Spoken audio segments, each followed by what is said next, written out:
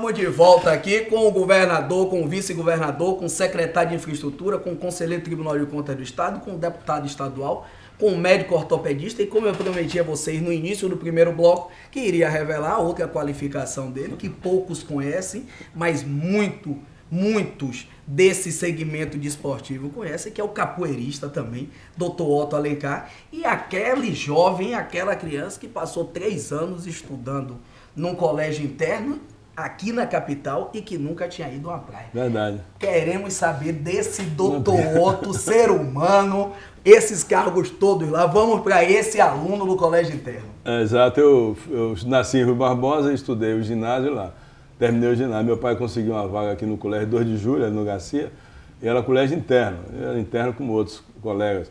Eu vim do interior e estudava bastante, né? E tinha que reaver tudo que eu não conseguia no ginásio. Então eu estudava mais do que os outros e a distância era muito grande. Quando eu vim de Rui Barbosa estudar aqui em 64, de Rui Barbosa até Salvador não tinha asfalto ainda. Feira Salvador ainda era no barro. O carro veio atolando de lá até aqui, era um período de chuva, né? Veio atolando até aqui. Eu fiquei no colégio 2 de Julho, 3 anos estudando, nunca fui numa praia. Nunca tive a oportunidade de ir numa praia, porque quando chegava no fim do ano, a minha vontade era voltar para a cidade, para a fazenda, para o meu pai, para estudar por lá, para ver o campo, enfim, para passar aqueles 2, 3 meses de férias. E no meio do ano não dava para voltar.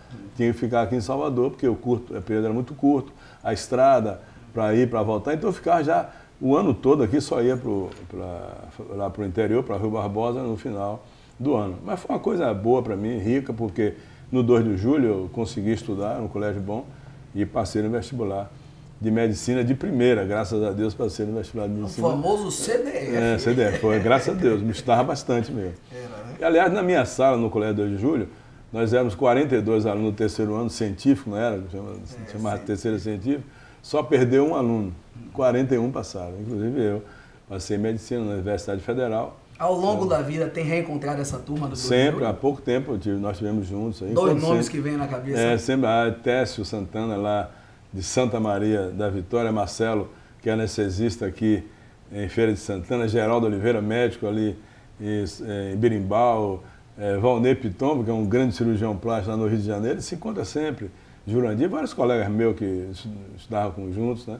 Eu sempre fiz amizades longas, prolongadas, né? Tenho amigos de muitos anos. Nos falou na capoeira.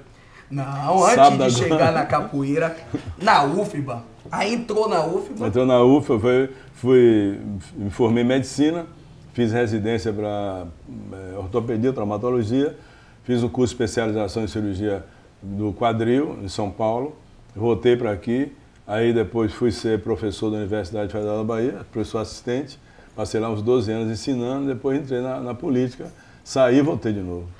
Entrou na política, saiu, entrou de novo. Nesse período constituiu família. Quantos filhos? Eu tenho 3 filhos, 2 homens e uma moça. Um é médico, ortopedista como eu, fez quadril também. O outro é administrador de empresa e Isadora, mais nova, faz arquitetura. E o nome dos 2 homens? É Otto Filho e Daniel Alencar. É o famoso Otinho, né? Otinho, igual o Cecinho, Otinho. Mas todos 2 bem corpulentos, bem fortes. O Otto mesmo gosta também de luta, né? Não fez capoeira, mas fez jiu-jitsu, ficou até mais forte que eu, tenho um temor muito grande dele. Por falar em temor muito grande, fez jiu-jitsu, fez esportes, uma frase marcante de Dr. Otto Alencar, político, e que decidiu largar a política em 2004, salvo engano, foi de que recuar também é golpe. Exato, era uma frase de Mestre Bimba. Mestre Bimba é professor de capoeira anglo-regional, porque tinha um Pastinha, que era da capoeira de Angola, que a capoeira joga mais embaixo, e ele fez a capoeira anglo-regional, que é a capoeira dos golpes mais altos, né? Daí veio a meia-lua dobrada, veio a vingativa, veio o voo do morcego, veio esses golpes todos que ele colocou lá em cima. E Bimba era uma figura muito interessante e criativa, né? Ele colocava as coisas e pegava as coisas, né? Então, quando se questionava ele por que o AU na capoeira, né? E AU, você sabe por que o AU, né? Porque o A, as mãos para baixo, faz o A. E as pernas para cima faz o U, por isso chama U. Confesso que tomei esta aula aqui hoje também, porque eu não sabia. O AU é por isso, você bota as 2 mãos para o chão, faz o A. As 2 pernas para cima, faz o U. O AU. E uma vez um aluno dele perguntou a ele por que fazer o AU quando estava brigando, para sair da... Porque o AU, quando você faz o AU, você sai da briga. Por que sair da briga ele fez? Porque quando está brigando não está bom, recuar também é golpe. O feio é apanhar, né? Então ele tinha umas frases interessantes dele, né? Ele tinha umas frases clássicas mesmo, ele dizia sempre uma coisa que eu sempre marquei na minha vida, que eu lembro sempre assim, tanto que eu fiz o documentário que eu vou te dar daqui a pouco, Capoeiragem na Bahia.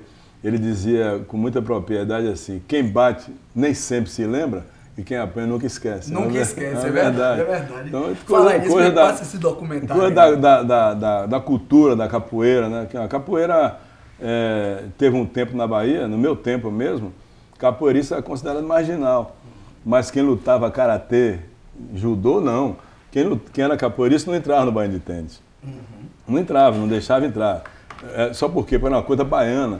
E na Bahia teve um tempo que não se exaltava a cultura baiana, não se exaltava a música baiana, a música que veio com os negros, né, o ritmo da capoeira, alguns ritmos do candomblé, que veio a surgir daí o axé, as músicas todas de ritmo. Já se ganhou. Por falar em candomblé, vamos lá. Capoeira, Dr. Otton fez esse documentário. Capoeiragem na Bahia. Da Capoeiragem na Bahia. Ramon, por gentileza, pegue aqui. Esse documentário, o senhor estava me contando, antes de nós começarmos a conversar, que pega aqui vários capoeiristas. Tem a imagem do Bimba aí, a imagem do Pastinha. Tem o Bimba, que fez ponta nos filmes de Glauber Rocha. O Pagador de Promessas, ele está lá fazendo ponta lá no filme do Glauber Rocha, que era muito amigo dele, né? E que conhecia bem a Bahia histórica, a Bahia do Centro Histórico, a nossa velha Bahia, que é uma tradição muito grande. E a capoeira chegou a esse ponto, né? De não se permitir que um capoeirista pudesse entrar num clube social. Mas se exaltava o karatê, o judô. Nessa época, não se valorizava a nossa cultura. Nesta época, Dr. Otton já jogava capoeira? Já joguei capoeira. Já continua jogando? Não, porque eu não tenho mais preparo físico para jogar. Mas acontece que a escola de medicina era no Terreiro de Jesus. Certo. E a academia de Bimba era no Maciel. Certo. Era um pulinho. Um pulo. Saía, terminar de receber aula de medicina e para aula de capoeira. Mas ainda aprecia muita roda de capoeira? Gosto, sim, troco o berimbau. Mas o senhor está me dizendo de que não joga mais capoeira, mas eu presenciei, inclusive, num 2 de fevereiro, lá na região do Boteco do França, que é uma das pessoas que o senhor gosta muito, da capital. O senhor dando um 2 de Não, mas é só vai enganar a torcida, né? Agora, o berimbau eu toco, os tocos do berimbau, toco atabaque, aí eu toco bem, né? Né? Se me der um berimbau, dá para fazer todos os ritmos, São Bento pequeno, Iuna, Cavalaria. Dr. Otton, mas o senhor tocou também no candomblé, fazendo associação à capoeira. E Dr. Otton, ou melhor, Otto Alencar Mendonça Filho, ser humano, é religioso? Sou católico. E sigo com muita fé a região católica, já há muito tempo, a minha família toda é católica, eu sou uma pessoa de muita fé em Deus, né? Embora tenha sido educado num colégio presbiteriano, que era o 2 de Julho, ali no Garcia, era presbiteriano, eu participava dos cultos, né? Todos os cultos eu participava, leio a Bíblia e conheço muito a Bíblia, talvez eu já li muitos livros, né? E considero que a Bíblia é o maior livro do mundo, eu nunca vi nada parecido. E já li também o Alcorão. Já li o Alcorão? O Alcorão todo. Eu conheço o Alcorão todo. E, na verdade, é uma coisa muito radical, muito fundamentalismo religioso ali, né? É demais, é uma coisa que você lê e vê que essa situação toda, dessa guerra religiosa que existe no mundo, é muito em função do debate do cristianismo com o islamismo, né? Os islâmicos nunca aceitaram o cristianismo, e aí veio 600 e tantos anos depois de Cristo, Maomé, que fundou o islamismo, e a partir daí começaram as lutas todas religiosas do mundo. As cruzadas vieram em função disso, né? E hoje você vê lá no Israel em guerra permanente com o Iraque, com o Irã, com todas as tribos árabes, né, que formaram seus países, uma ou outra que não tem isso. Mas eu acho que tudo surgiu dessas lutas todas em função desse debate. O Império Romano, quando surgiu o cristianismo, professava o helenismo. Os deuses eram Júpiter, era Diana, era Hermes, era Dionísio, né?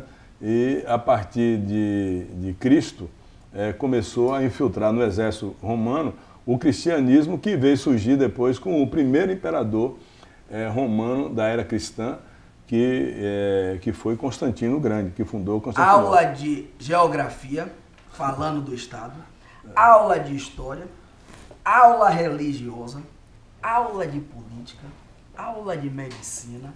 Doutor Otto Alencar é um homem de 200 ferramentas, né? Graças a Deus. É um homem com experiência, é um homem que tem a capacidade... Fala sério, eu tenho 65 anos. 65, muita estrada. Diga-se de passagem, muito bem vivido, 65 anos. Vamos para um bate-bolazinho? Bora, vamos lá. Se doutor Otto pudesse voltar ao tempo, o que é que não faria? Que eu não faria? Talvez eu trabalhasse melhor para controlar algum momento da minha vida que eu não tive atitudes moderadas. Por exemplo? Que eu fui... Não, eu, às vezes, uma hora ou outra que eu me exaltei com alguém de forma injusta. E talvez isso é a coisa que... Foram poucas vezes. Eu nem me lembro quais foram essas vezes, mas talvez, assim, alguma coisa que marcou minha vida, eu perdi o controle. Nunca perdi, sempre fui muito controlado. Mas uma vez, que eu não me lembro, assim, quando foi isso. Eu sei. Mas eu acho que hoje, na vida que você leva hoje, na sociedade que você vive hoje, você só pode esperar coisas boas de quem é moderado. Não pode esperar coisas boas de quem é exaltado. Se tivesse que fazer de novo, o que faria? Medicina e política. Com absoluto, gostando de gente como sempre. Se Dr. Otto tivesse a caneta na mão hoje, 24 horas a partir de agora, como presidente da República, qual era a primeira canetada? A primeira canetada seria uma suplementação orçamentária para todos os municípios que estão em estado de emergência no Nordeste do Brasil. Seria uma coisa que a presidente Dilma ia fazer, ia beneficiar muito o povo nordestino, o povo sertanejo. As dificuldades da população é muito grande e da classe política dos prefeitos maior ainda. Não pode, eu sou um crítico disso, vou até falar aqui pela primeira vez de público.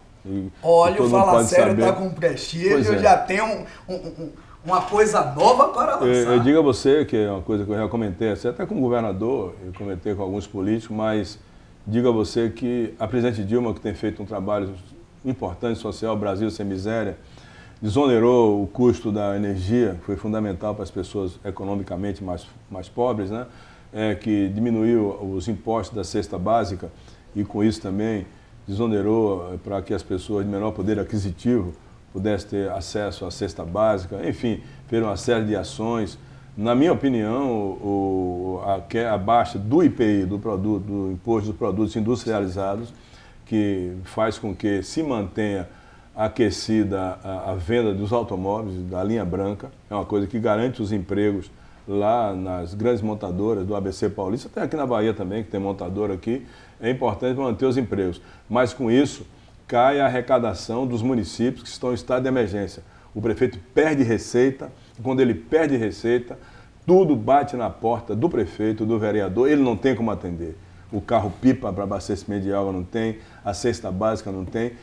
As prefeituras perderam agora, em março, 35% do fundo de participação do município. Os prefeitos estão todos liquidados. Então, eu tivesse a caneta na mão, eu faria uma suplementação orçamentária, mandaria um fundo de participação extra para os municípios que estão em estado de emergência, no sofrimento da seca, que é uma situação dolorosa. Eu que conheço o semiárido, nasci no semiárido, digo a você, é uma das coisas mais dolorosas que eu vejo no interior, e corta o coração da gente, mas corta o coração, é você passar no interior e ver uma pessoa desassistida sem ter um copo d'água para beber e não ter como o município suprir essa pessoa pela queda de arrecadação. Eu acho o seguinte, hoje, Celcinho, o bolo do dinheiro que entra no governo federal, 48% são contribuições, CIS, PIS, COFINS e afins, outros tantos, né? 48%. Esse 48% de arrecadação fica só para o governo federal. Os impostos são partilhados, governo federal, governo estadual e governo municipal. Então, a diminuição é em cima daquilo que recebe o município e os estados. O governador, o mês passado, Wagner, do Fundo de Participação dos Estados, perdeu 300 milhões de reais que não entrou aqui no Caixa. Como é que ele vai dar aumento a todos os servidores que querem aumento? Como é que ele vai fazer estrada? Como é fazer energia? Não é fácil, não. Sentar na cadeira de governador, como eu sentei um ano em 2002, é uma grande responsabilidade. Você não pode imaginar, foi o ano assim, da minha vida que ficou marcado com o ano da maior responsabilidade, que mais eu perdi meu sono. Porque você é responsável por 14 milhões de pessoas no estado da Bahia. É diferente, eu digo sempre o seguinte, prefiro entrar num centro cirúrgico para consertar um sujeito todo arrebentado num acidente e botar ele em pé rígido, que é uma pessoa só que eu sou responsável, de que tomar conta da vida de 14 milhões de pessoas, precisa de escola, de saúde, de estrada, de energia, de abastecimento de água. É uma responsabilidade muito grande e não pode perder a arrecadação. Então eu acho que a presidente Dilma, que tem feito um grande governo, tem honrado o voto do povo brasileiro, poderia de alguma forma compensar os municípios que estão em estado de emergência. Porque quando ela baixa o IPI dos automóveis, garante o emprego na fábrica, mas quebra os municípios e os estados do Nordeste, e os municípios estão em situação de penúria completa. Porque não é fácil, porque você critica a classe política, e eu digo que a política é uma das artes mais nobres do mundo. Por falar em arte mais nobre do mundo, uma das artes mais nobres do mundo, Dr. Otto, por Dr. Otto, em uma palavra. Trabalhador. Para quem Dr. Otto tira o chapéu? Eu tiro o chapéu para muita gente. Tipo, para a irmã Dulce, onde eu trabalhei 10 anos no hospital dela, lá no Santo Antônio, como médico ortopedista, eu tiro um chapéu para o presidente Fernando Henrique Cardoso, o Lula, Juscelino Kubitschek, como político, Getúlio Vargas, outro grande político do Brasil. Eu tiro o chapéu para os grandes nomes da arte na Bahia, para um Jorge Amado, para um Caribé, para Zélia Gattai, para muitos, Dorival Caymmi, sou fã do Dorival. Gosta de uma musiquinha? Eu adoro música, adoro. Só a música. Doutor a música, eu queria pedir uma coisa. O alimento da alma é a música. Juntamente com nossos telespectadores, fala sério. Como nós já temos 30 minutos que estamos no ar, esse programa, inclusive, não teremos anúncios no intervalo para a gente não ter nenhum corte, né? Inclusive, os patrocinadores ficam devendo isso para no próximo programa recompensar vocês. Eu quero pedir ao senhor uma nova entrevista daqui a algum tempo para que a gente adentre mais essas questões de Dorival Caymmi, de Jorge Amado, para que a gente possa cada vez Jorge mais explorar. Jorge Amado era uma figuraça. Certa feita, o ex-senador Antônio Carlos Magalhães questionou ele sobre a população baiana e ele, perguntando como era o perfil do povo baiano, Jorge Amado respondeu numa palavra: olha, Toninho, na Bahia só é branco o cônsul da Suécia, todo mundo é mestiço. Doutor Otto, muito obrigado por esse prestígio. Obrigado, tudo nas suas horas. Programação Vamos lá, tranquilo. Bahia, tá bom, eu já assisti o programa, quero lhe parabenizar que você é craque. Muito obrigado. É craque. Vamos na luta. Vamos lá. Doutor Otto, vamos fechar o nosso programa agradecendo a quem está nos assistindo e dizendo a vocês que o Fala Sério continua bombando cada vez mais.